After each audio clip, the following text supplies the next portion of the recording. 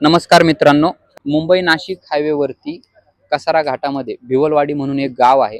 ज्या गावाच्या हद्दीमध्ये ही विहीर आपण आता बघणार आहोत.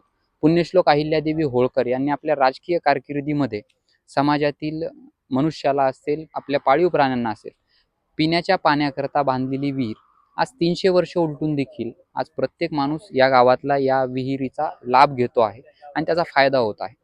प्रवासात असताना मी ही जागा बघितली आणि त्या ठिकाणी सुशोभीकरणाचं कार्य वन विभागाने, प्रशासनाने या ठिकाणी हाती घेतलेलं आहे.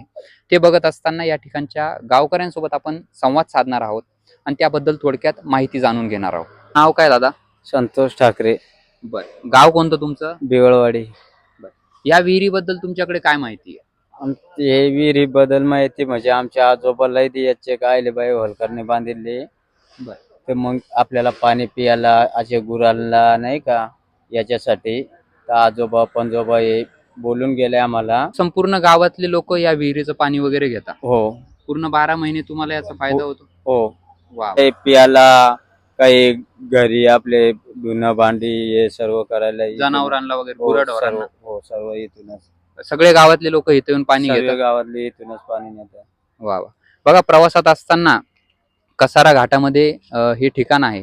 या ठिकाणी तुम्ही नक्कीच अवश्य भेट द्या. प्रशासन या ठिकाणी सुशोभीकरणाचं कार्य करत आहे. पुण्यश्लोक अहिल्यादेवी होळकर यांची त्रिशताब्दी जयंती म्हणजे 300 वर्ष त्यांच्या जयंतीला पूर्ण झाले आणि 300 वर्ष उलटून देखील या ठिकाणी ती विहीर आज देखील समाजाच्या उपयोगी असं कार्य करते आहे. तर नक्कीच या ठिकाणाला आपण सर्वांनी नक्कीच भेट द्या. धन्यवाद.